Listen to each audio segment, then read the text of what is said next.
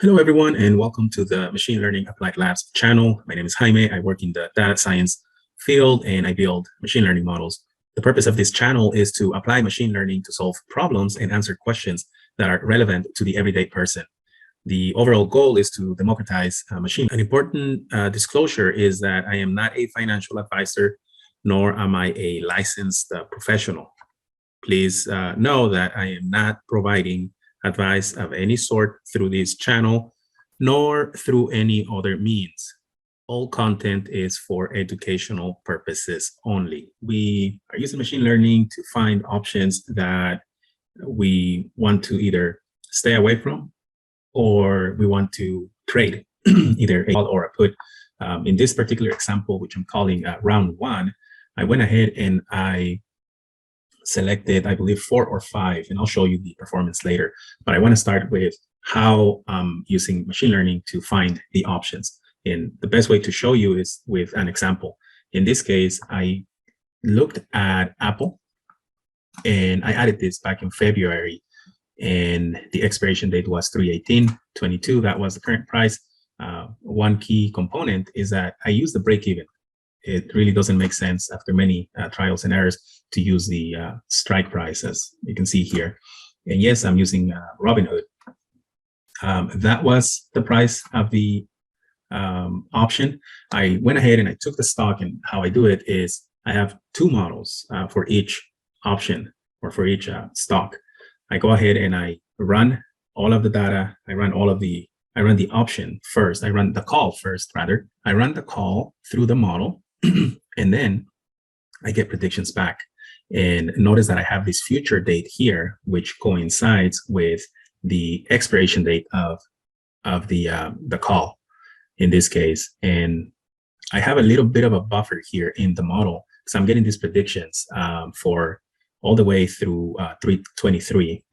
Again, this in the past, there was round one, and the prediction, the model will tell me 0, meaning no, the price of the stock is not going to change more than $6.26 in this case for the call, or for the put, which is the one where I actually got positive predictions, meaning the model is 0, meaning the price of the stock being within the range where the put will be in the money is a yes. That's the prediction. And then the probability of that prediction is this right here.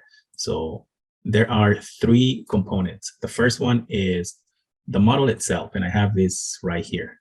Just look at that 86.36%.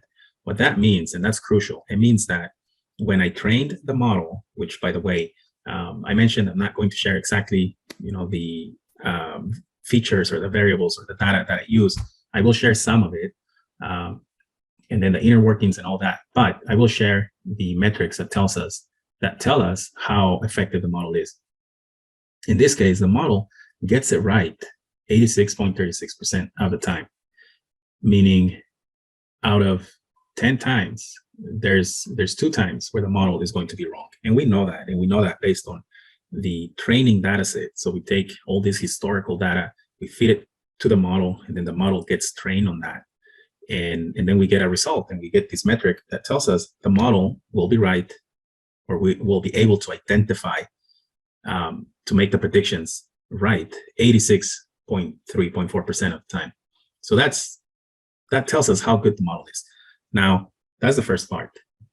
If I get a model that gives me, say, 50%, where that metric is 50%, which, by the way, yeah, at 50%, it's just flipping a coin, then there's no point. We can just guess. And anyway, so what I use, because one question you may be wondering, or you may be asking yourselves is, okay, then do you actually use this in real life? And the answer is yes. I didn't use it for round 1, which is what I'm going over right now, but I did use it for round 2, and that's coming up in another video.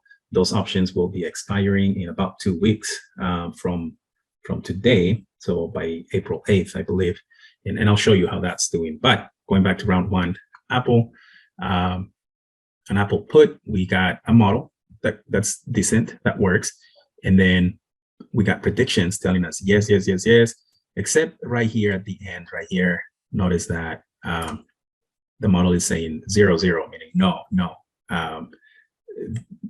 Meaning the price of the stock will not change enough for the put to be in the money. That's what it's saying. But we have to take it a step further, and we look at the probabilities right here, this guy right here, for each one of those predictions. And keep in mind, this is our target date. That's the expiration date.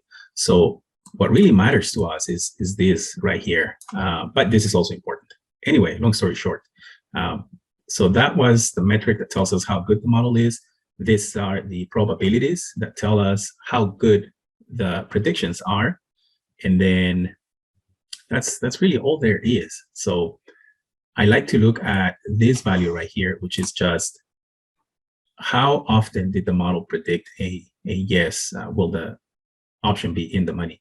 In this case, it's 92.59% of the time for the period of in which I'm predicting, right? And then this guy right here, 62%. That's also very important. And that's just the average of these probabilities, all of them. And I myself, I'm not telling you what to do. If you're watching this video, you should know how to trade options, and you should have your own style, and you should be doing your own research. And which is actually a side note. The reason why I'm doing this is because I couldn't find anyone or any resources online of people using machine learning for finding stock options. I'm sure hedge funds use machine learning, and they have experts that help them with that, and I can truly see why, and you'll see. So anyway, that's how this works. Oh yeah, so I was saying with 62% probability of these predictions being right in a model that is right 86% of the time, I would probably buy it.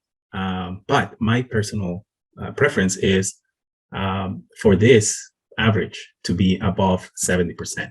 Like I said, this was round one. I was testing these models. I didn't actually buy any options. I just wanted to track the performance. Before this, I actually, well, you test every model as you're building it.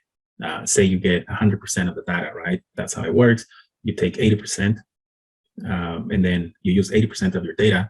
In this case, I have over 2,000 data points. I'm going back to 2020, actually. I'm collecting data from 2020. And then, so anyway, about 2,000 data points.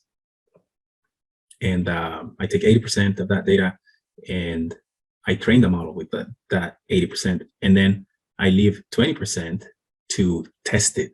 And that's how I see, that's how this number right here comes to be. That's where it comes from. It's data that the model has never seen before. I run that data through it, and then it will tell me, well, yeah, you trained your model. It knows how to work. It knows how to do the predictions, but how good is it? And that's how we get that. Okay, so now that you know how the model works, how it makes the predictions, that metric about the model that tells us how good the model is, the actual prediction, that 0 or 1, that yes or no, the price of the stock will change enough for the option to be in the money. And then that third one, which was the probabilities, right? So here's how I'm tracking these options.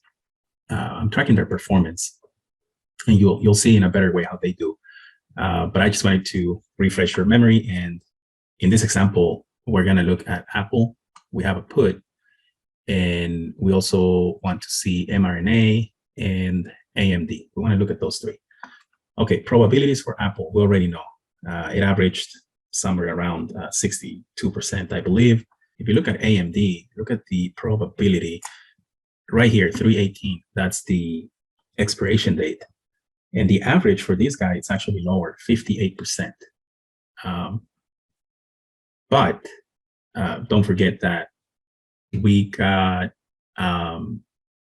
predictions from the model indicating that this option would be in the money all the way through here. Actually, wherever it's red, that would have been a 0. Wherever it's not red, that would have been a 1 or a yes. The option is likely to be in the money. All right, so keep that in mind. Then we've got mRNA, same deal, expiration date 318. And this one looks really good, actually. Just check it out. Probability average is 72%.